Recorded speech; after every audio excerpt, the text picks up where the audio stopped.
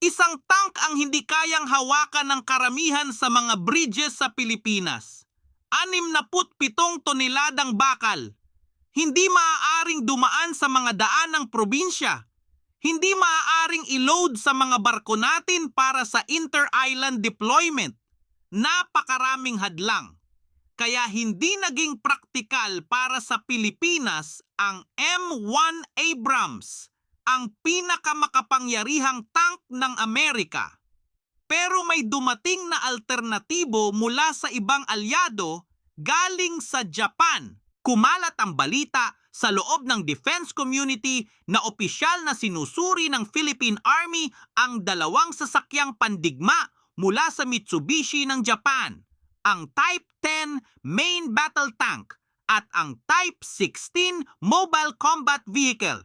Ayon sa mga defense analyst, ito ang unang pagkakataon na siniseryoso ng AFP ang Japanese armor platforms bilang pangunahing opsyon. Pero bakit ngayon? Ang sagot ay nagsimula sa isang kontrata na hindi natapos. Bumili ang Pilipinas ng mga Sabra light tank mula sa Israel, mula sa kumpanya na Elbit Systems. Ang plano, palawakin ang armored fleet ng Army sa ilalim ng Horizon 3 procurement. Pero sa halip na lumago ang fleet, dumating ang mga problema na nagpabagal sa buong programa. Ayon sa mga defense monitor, nagkaroon ng malubhang delays sa delivery at product support mula sa Elbit Systems.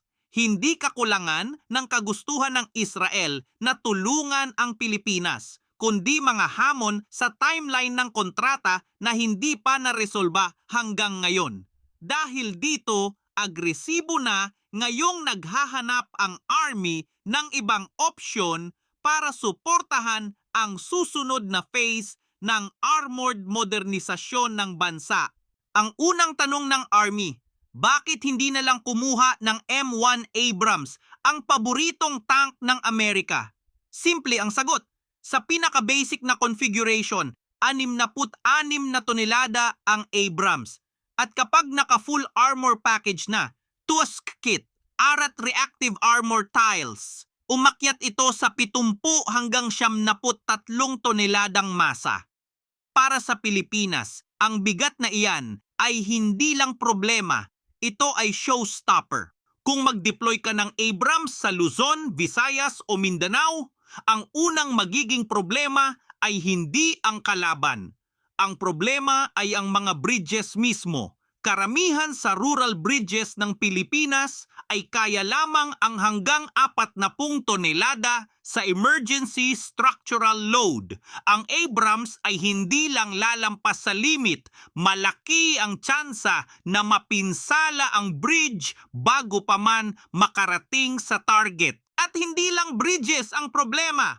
Kung ma-immobilize ang isang Abrams sa isang combat scenario, basta mag-throw ng track o mabasa ng putik sa coastal terrain, hindi mo ito maaaring itow ng ordinaryong military truck.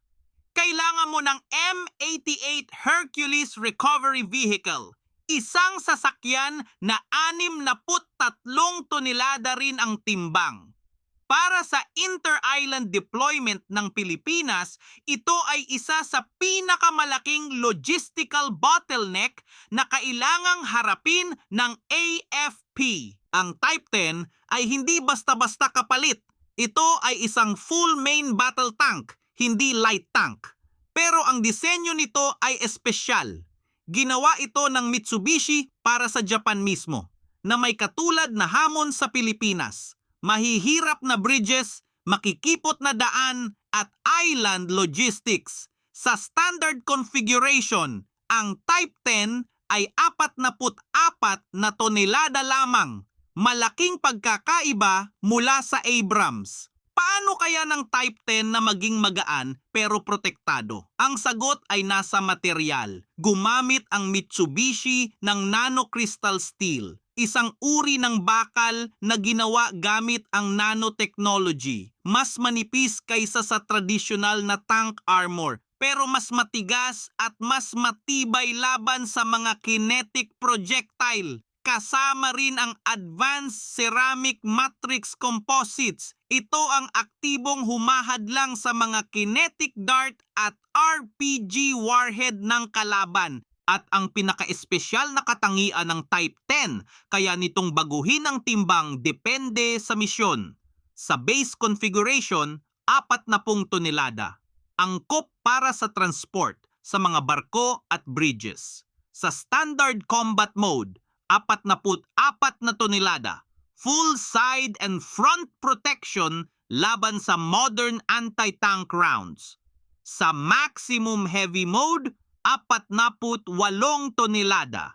360-degree protection para sa pinakamatinding urban combat scenario. At huwag isiping mahina ito dahil magaan. Ang Type 10 ay may 120mm smoothbore gun, ang parehong klase ng kanyon na ginagamit ng pinaka-advanced na MBT sa mundo. At ang autoloader nito, around 3 to 4 seconds ang reload time. Ibig sabihin, isang Type 10 platoon ay kayang mag-fire ng mas mabilis kaysa sa karamihang Western tank na manual ang pag-load ng kanyon. Isa pa sa natatanging katangian ng Type 10, ang Continuously Variable Transmission o CVT.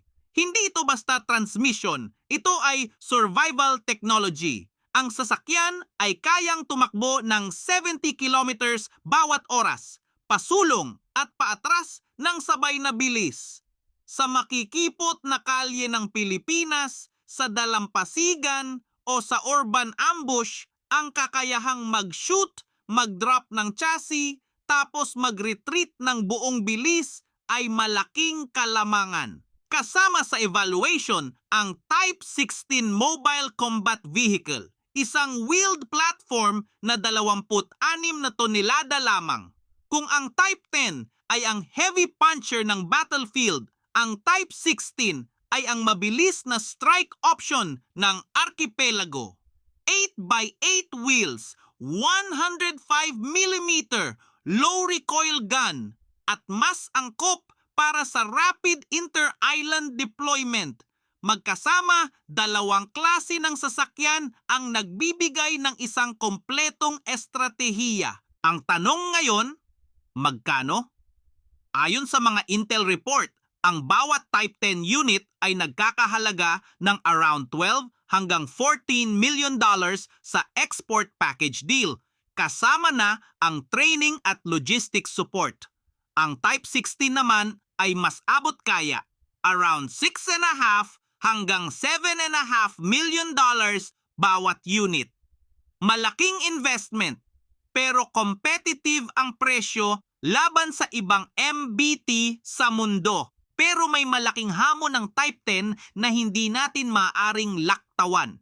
Ang buong sasakyan ay nakadisenyo para sa isang advanced C4I Battlefield Management System, isang digital network na nagpapahintulot sa mga tank na mag-share ng real-time targeting data sa isa't isa.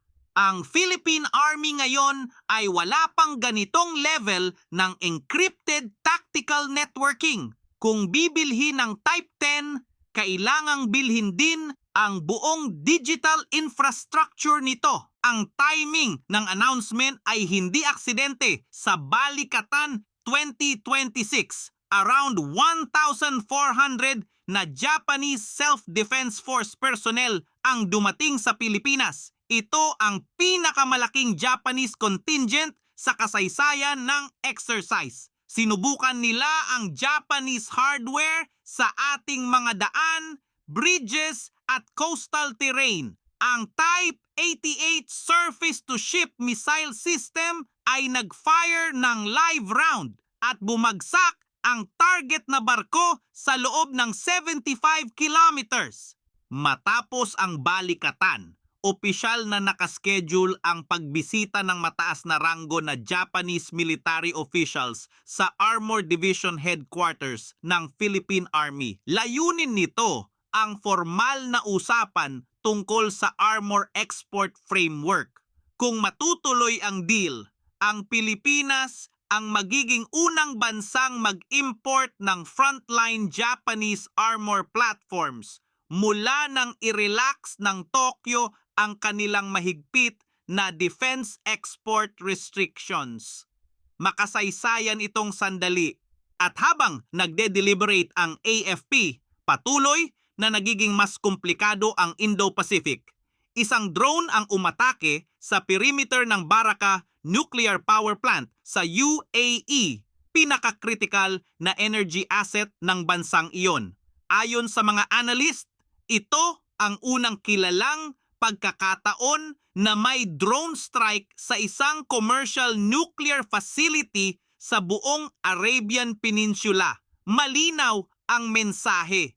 Walang asset ang hindi maaaring maabot ng asymmetric warfare ngayon. Para sa Pilipinas, ang leksyon ay malinaw. Ang modernong gera ay hindi na limitado sa barko at eroplano. Ground assets, mga tank at armored vehicle ay bahagi ng isang mas malawak na kill web na kailangang palakasin ng bansa. Ang Type 10 ay hindi lang isang upgrade ng hardware.